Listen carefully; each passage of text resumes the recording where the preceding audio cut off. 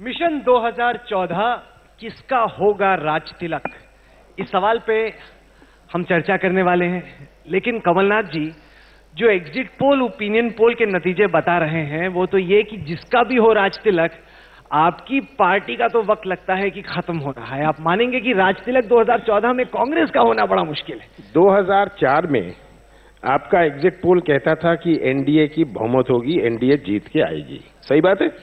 2009 में आपने कहा था, किसी एग्जिट पोल ने नहीं कहा था कि 2007 में 2009 में कांग्रेस की 207 सीटें आएंगी। तो ये तो आपकी रही एग्जिट पोल। और आज चुनाव जो है लगभग 6 महीने दूर है। 6 महीने दूर है और मुझे इस बात का पूरा विश्वास है कि हमारे देश के मतदाता, हमारे देश के हैं, बड़े सोच समझ के वो एग्जिट पोल देख के, ये आपके एग्जिट पोल देख के अपना फैसला नहीं करते। वो बड़े गहरी विचार से और सोच से अपना फैसला करते हैं। क्योंकि प्रश्न 2014 में होगा कि आप देश का भविष्य किसके हाथ में सौंपना चाहते हैं।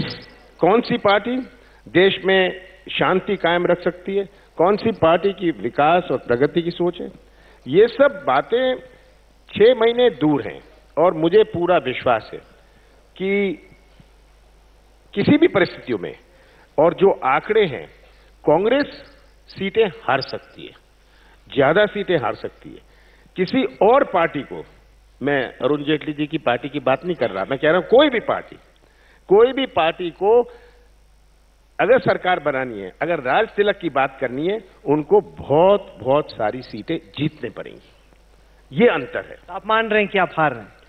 मैंने कहा अगर हमारी सीटें कम हुई, और हो सकता है कम हुई, कि इसमें कोई संकोच की बात नहीं है, हो सकती है।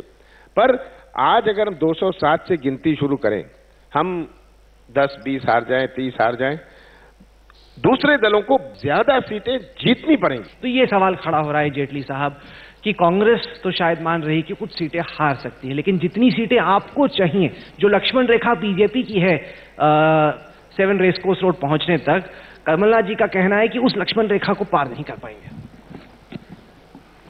देखिए, आप एग्जिट पोल्स को भूल जाइए। अगर आपका कार्यक्रम 9 दिसंबर को हुआ होता तो मुझे मालूम नहीं कमलनाथ जी क्या जवाब देते। लेकिन जमीन की हकीकत क्या है, इसको देख लें।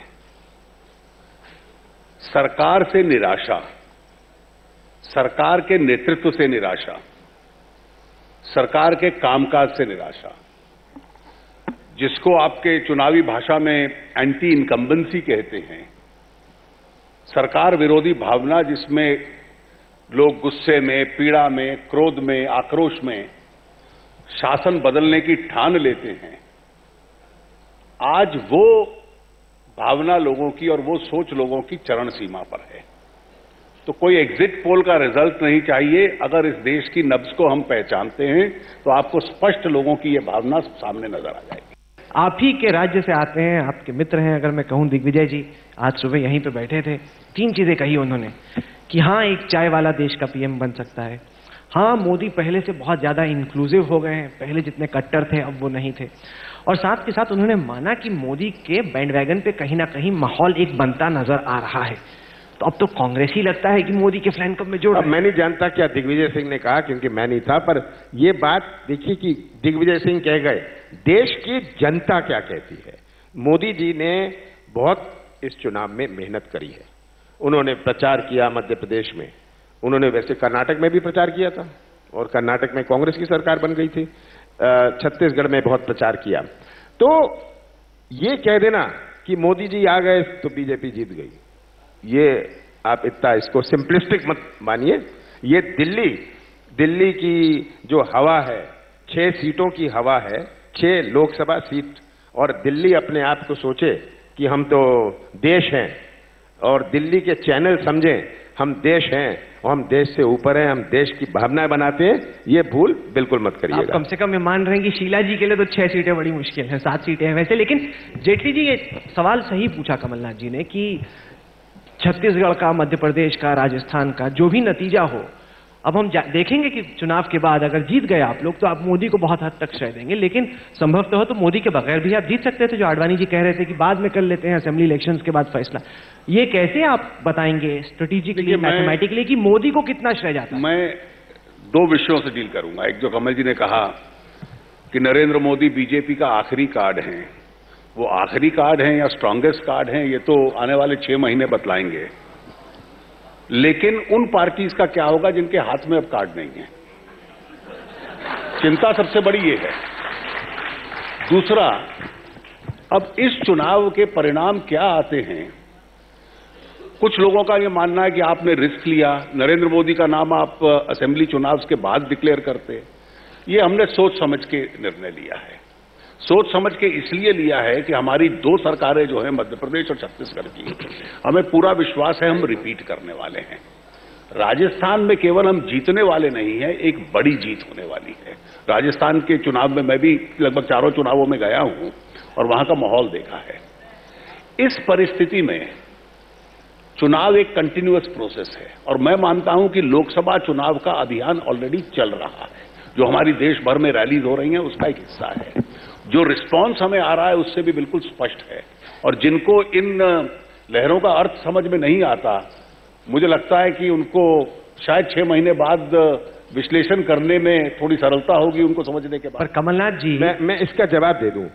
2003 में बिल्कुल ये स्थिति थी। भारतीय जनता पार्टी मध्य प्रदेश जीती, राजस्थान जीती, छत्तीसगढ़ जीती। तीनों प्रदेशों में कांग्रेस की सरकार थी, सही है।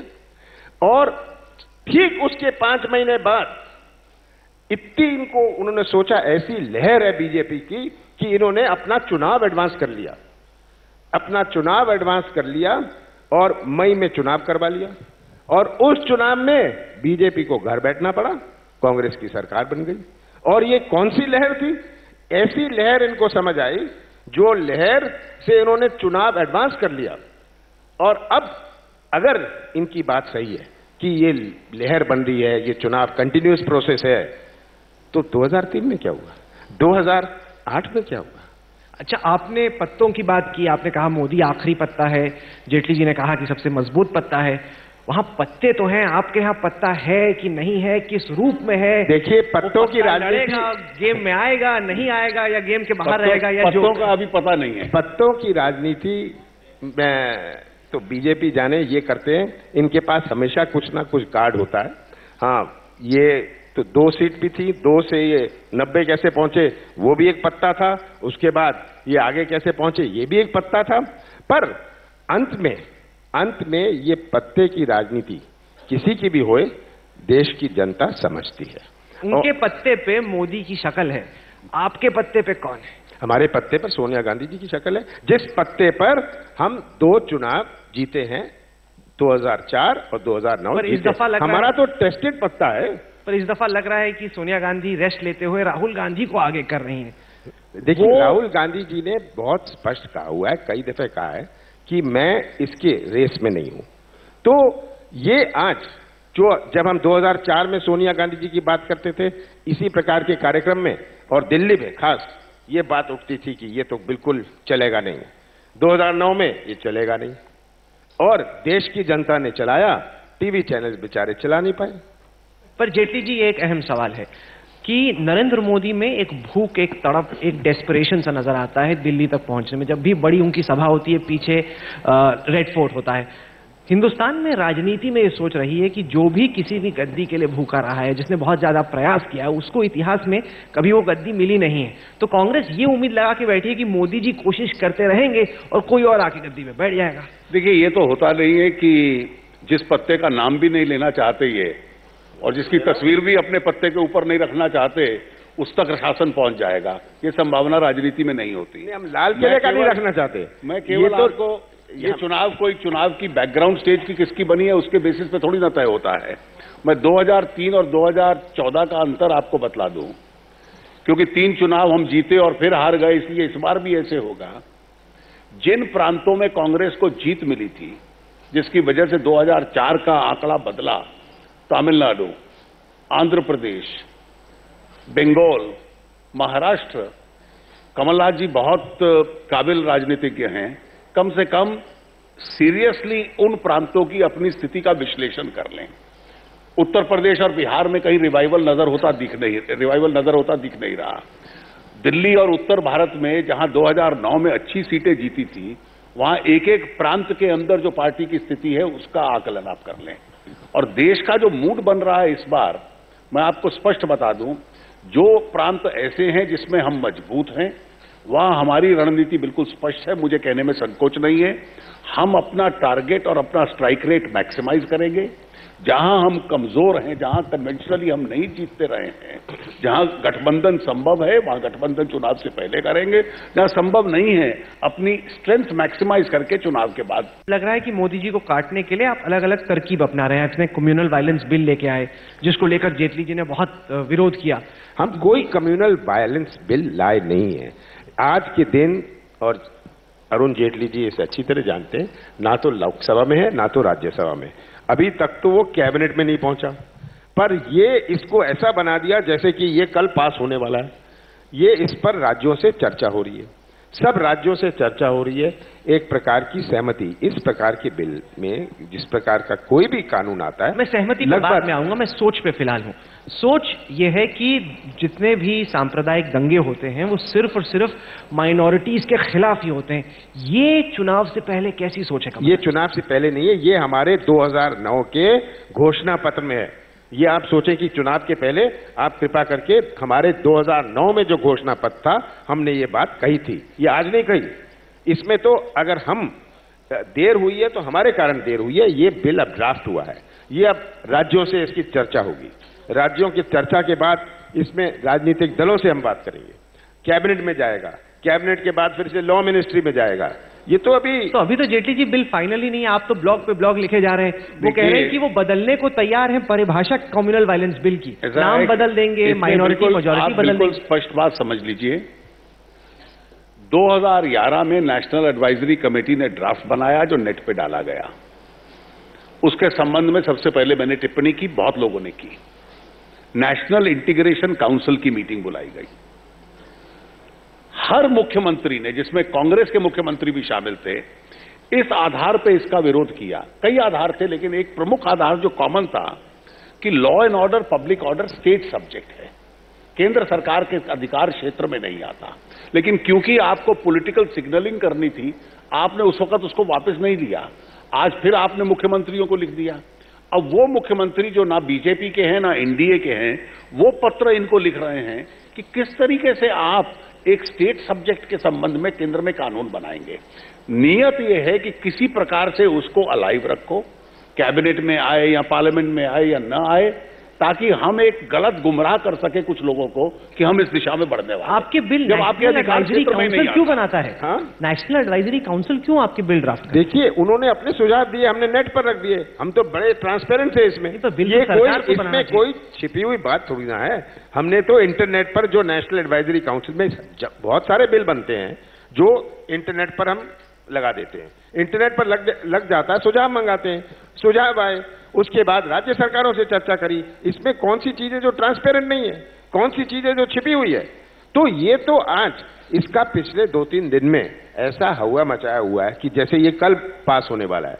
ये तो सब जानते हैं कि आज तो किसी सदन के टेबल में भी नहीं है, ये पेश भी नहीं हुआ। कमल जी, कैबिनेट के ऊपर आरोप नॉन ट्रांसपेरेंसी का नहीं है, आपके ऊपर लोगों को गुमराह करने का है। जो केंद्र सरकार के अधिकार क्षेत्र में नहीं आता, उसके संबंध में आप ट्रांसपेरेंसी और नॉन ट्रांसपेरेंसी का सवाल कहां से आता है? आप क्यों चिंतित हो रहे हैं जब अभी तक इसकी चर्चाएं चल रही हैं? इसमें अभी कोई बात सामने आई नहीं। बिल कैबिनेट, बिल अंत में गवर्नमेंट का बिल होता है जब कैबिनेट उसे अप्रूव करती है। आज के दिन तो कैबिनेट में आया नहीं, आज के दिन कैबिनेट का नोट नहीं बना। तो ये जो चर्चा शुरू करी है, ये तो भारतीय जनता पार्टी ने शुरू करी है। ये क्यों परेशान हो रहे हैं? आप राजनीतिक रोटियां सेक रहे हैं कि रैलीज देखते हैं, आप देखते हैं किस तरीके से भीड़ आती है, आप देखते हैं किस तरीके से भीड़ में जोश और जुनून होता है। आप मानते हैं कि कहीं ना कहीं जो नेतृत्व ना होना की लीडरशिप का एक वैक्यूम है, एक आभास है, इस वजह से लोगों को लग रहा है कि एक डिसाइसिव लीडर अब की बात चाहिए। पहले रैलीज की बात कर ले जी। आई गई और लाई गई भीड़ में बहुत अंतर होता है। ये जो आई गई भीड़ है और जो लाई गई भीड़ है, इसमें बहुत अंतर होता है। और अब ये आई गई है या लाई गई है, जहां हुई है ये आप पता खुद चला लीजिएगा, ये बात स्पष्ट हो जाएगी। ये आवश्यक है कि किसी नए चेहरे को देखने के लिए, लोग नए चेहरे को सुनने के लिए एक दिलचस्पी होती है, चलो ये भी देखेंगे ये क्या आइटम है। एक मेरा प्रश्न है कि 2009 के चुनाव में और 2004 के लोकसभा के चुनाव में अगर ये है कि राज्य सरकार बहुत अच्छी चल रही थी और भारतीय जनता पार्टी ने जो आश्वासन दिए थे, जो वायदे करे थे, तो मुझे याद नहीं पर लगभग दुगने से ज्यादा कांग्रेस के सांसद गुजरात से लोकसभा में आए 2009 में। तो ये सब बातें कि ये हो गया और ये आज विश्वास नहीं है लोगों को कांग्रेस पर, मैं ये नहीं मानता, क्योंकि अभी मैं चुनाव के माहौल से ही आ रहा हूं, कुछ दिन पहले ही आया, और जो मैंने देखा है, जो मुझे अनुभव है, उस आधार पर मैं ये कह रहा हूं कि हमारे मतदाता को बहुत समझ है। आपने और ये बातें हम उठाएं कि सरकार में विश्वास नहीं है, जो महंगाई है, ये बात भी सही है, महंगाई है, पर आज के दिन जो किसान है उसको सोयाबीन का क्या भाव मिलता था 5 साल पहले, उसको गेहूं का क्या दाम मिलता था 5 साल पहले, किसान ये बात जानता है। उसको कपास का क्या भाव मिलता था 5 साल पहले और आज क्या मिलता है, और कितने प्रतिशत उसका बढ़ा और कितने प्रतिशत महंगाई बढ़ी। ये प्रश्न अगर किसान अपने आप से पूछता है और इसका जवाब वो देता है।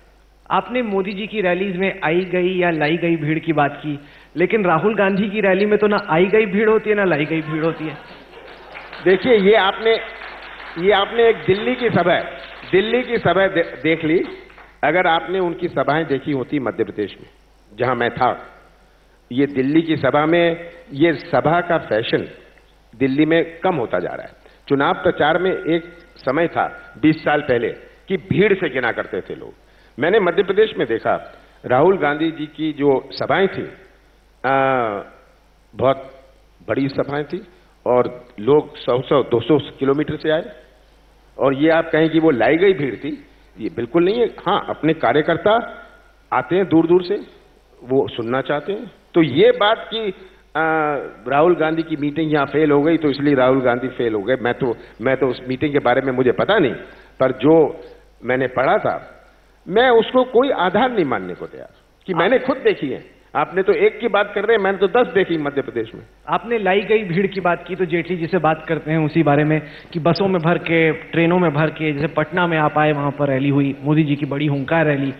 कहा यह जा रहा है कांग्रेस द्वारा, जेडीयू द्वारा, कि ये सारी लाई गई भीड़ है, सारे आपके वर्कर्स हैं जिनको भर भर के राज्य भर से आप ला रहे, दिखाने के लिए कि कितनी बड़ी रैली लग रही है।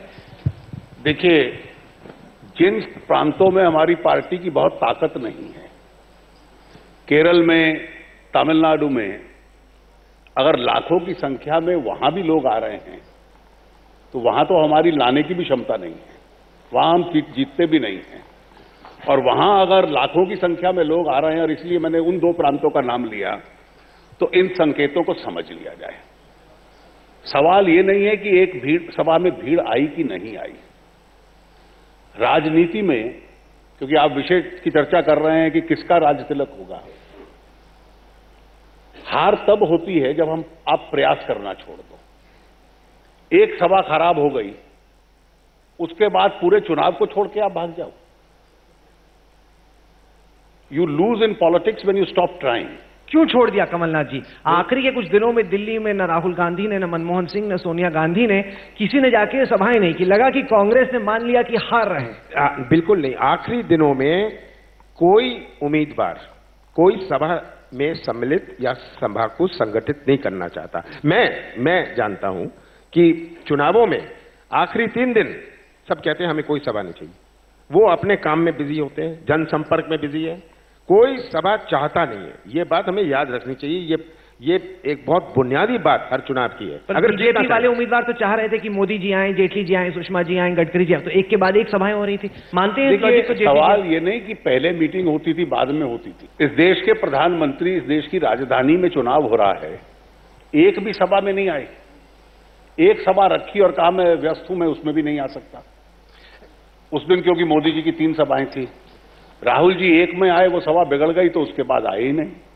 तो ये पहले और बाद की बात नहीं है, ये तो पूरे चुनाव में बेचारी शीला जी अकेली लगी रही, जो कांग्रेस का केंद्रीय नेतृत्व था, जैसे उसने अबैंडन कर दिया हो चुनाव को, इस प्रकार की स्थिति थी। इसीलिए मैं कह रहा हूं कि जब आप 2014 में क्या होगा इसकी पहचान करना चाहते हो, तो चुनाव में हार तब होती है जब आप प्रयास करना ही छोड़ दो। You can see the writing on the wall. डर गए लगता है कमलनाथ जी। बिल्कुल नहीं, ये प्रयास की बात नहीं है, ना हमने प्रयास छोड़ा है, ना हम छोड़ेंगे। चिंता उनको है जो वो जानते हैं कि अपने टारगेट से ये बहुत दूर है, और यही इनकी चिंता है। तो ये चिंता से हम परेशान नहीं है, चिंता से दूसरे परेशान हैं। तो मुझे पूरा विश्वास है। टारगेट तो आप पूरा करने में स्पेशलाइजेशन है आपकी, साम दाम दंड भेद यहाँ वहां सब जगह से टारगेट कमलनाथ जी सोनिया जी का पूरा कर देते हैं हर दफा। देखिए, ये टारगेट पूरा करना भी एक राजनीतिक कार्य होता है, तो इसमें क्या खराबी है? This is politics. तो इसमें कौन सी खराबी है कि इसमें शर्माने की बात हुई? वाकई में। पर जेटली जी टारगेट की बात करते हैं, और टारगेट इसीलिए दूर लगता है क्योंकि वाजपेयी जी के साथ जो एलाइज आके खड़े हुए, ममता जी हुई, नवीन पटनायक हुए, इन लोगों ने अब पोजीशन ले ली है कि मोदी जी के नेतृत्व में वो एनडीए में नहीं जुड़ेंगे। तो कैसे पूरा करेंगे ये टारगेट आप? देखिए, हम लोगों ने इसको आकलन अपनी पार्टी का किया है। अगर भारतीय जनता पार्टी मजबूत होती है तो एनडीए मजबूत होगी, और भारतीय जनता पार्टी जिस नेतृत्व में मजबूत हो सकती है उस नेतृत्व को आगे रखने का हमने निर्णय। वक्त खत्म हो रहा है, तो खत्म करने से पहले मैं जानना चाहूंगा पहले कमलनाथ जी से, किसका होगा राज तिलक? राहुल गांधी का, कमलनाथ का, चिदम्बरम का, कपिल सिब्बल का, या मनमोहन सिंह का? एक बार फिर ये अभी 6 महीने हैं, इसमें हम तय कर लेंगे। तो तय क्यों नहीं करते? दिल्ली में बीजेपी को मजबूर आपके कहने पर हम नहीं तय करने वाले, हम तय करेंगे जब हम सोचेंगे कि कौन सा इसका सही समय है। नहीं, क्योंकि बीजेपी भी इन्होंने कर लिया, यही वाला जवाब इनके पास तो कोई उपाय नहीं था, ये तो स्लाइड डाउन कर रहे थे, तो इन्होंने मोदी जी को सामने लाए। हमारे पास इसका ऐसी कोई समस्या नहीं है, और मुझे विश्वास है कि कांग्रेस पार्टी समय पर इसे तय करके जनता के सामने पेश करेगी। जेटली जी, कमलनाथ जी बार बार पार्टी के भीतर के विवाद की बात करते हैं, क्या आप इस सवाल का जवाब देंगे जनता को कि नरेंद्र मोदी जहां जितने उनके प्रशंसक हैं, उतने ही ऐसे लोग जो उनसे खौफजदा हैं, उन्हें पसंद स्वाभाविक नहीं करते? है मेरा सवाल सुन लीजिए। वाजपेयी जी जैसा शख्स जिसकी छत्र छाया में देश चल सकता है, सब समुदाय जुड़ सकते हैं और किसी को चिंता ना हो, मोदी के नाम पे अभी भी बहुत बड़ा तबका है जिसको चिंता होती है, मानेंगे आप इसको? फिनिश। देखिए, मोदी के संबंध में कुछ लोगों को चिंता होती होगी, लेकिन मोदी की खूब लोकप्रियता देश में है, ये बार बार मुझे कहने की अब आवश्यकता भी नहीं। जो लोग उनको नहीं मानते उनके बारे में, जो पार्टियां केवल एक परिवार के आसपास की भीड़ हैं, उनमें विवाद इसलिए नहीं हो सकता क्योंकि जो नेता होगा वो परिवार के आधार पर आया होगा, तो स्वाभाविक है कौन होगा। जिन पार्टियों में गैलेक्सी ऑफ लीडरशिप है, जो एक स्ट्रक्चर्ड पॉलिटिकल पार्टीज हैं, उनमें यह चुनना कि who is the best out of the lot एक प्रक्रिया होगी। अमेरिका में भी होती है, ब्रिटेन में भी होती है। तो उस डेमोक्रेटिक प्रोसेस को विवाद मान लिया जाए और परिवार में से उभरे हुए आदमी को न विवादित मान लिया जाए, मैं इस परिभाषा को स्वीकार नहीं करता। कांग्रेस में कभी हो सकता है ऐसा कि एक प्राइमरी टाइप का, कि राहुल गांधी ही आपके लीडर नहीं, आप तय कि ज्योतिर होंगे, सचिन होंगे? सब कुछ हो सकता है, सब कुछ हो सकता है, क्यों नहीं? देखिए, ये बहुत पुरानी बात हो गई, परिवारवाद, ये आज देश की जनता समझती है। तो ये बात दोहराना, ये परिवारवाद की पार्टी है, सोनिया गांधी की पार्टी है, उनकी चलती है, किसी की नहीं चलती, ये आज ना तो मैं मानता हूं और ना अपने देश की जनता इसे स्वीकार करती है। पर जेटली जी, आपने मेरे सवाल का जवाब नहीं दिया। वो नहीं जो मोदी के फैन क्लब में है, वो जो मोदी से डरते हैं, क्या उनको विन ओवर करने की बीजेपी को, मोदी को और कोशिश करने की जरूरत है? आपको, हमें और मोदी जी को उनकी परफॉर्मेंस के आधार पर जज करना पड़ेगा, केवल प्रचार और प्रोपेगेंडा के आधार पर नहीं। अगर एक बार कोई दुर्भाग्य से घटना हो गई, उसके बाद का पूरा ट्रैक रिकॉर्ड भी देखना पड़ेगा, और मुझे खुशी है इस बात की कि उस ट्रैक रिकॉर्ड को देखते हुए समाज के विभिन्न वर्ग के लोग आज उनके समर्थन में इतनी बड़ी संख्या में आ रहे हैं। अरुण जेटली जी, कमलनाथ जी, आप एजेंडा आज तक में आए, अपनी बात रखी कि किसका होगा राज तिलक, ये फैसला हम जनता पे छोड़ते हैं। आप दोनों का बहुत बहुत शुक्रिया, बहुत बहुत शुक्रिया, थैंक यू।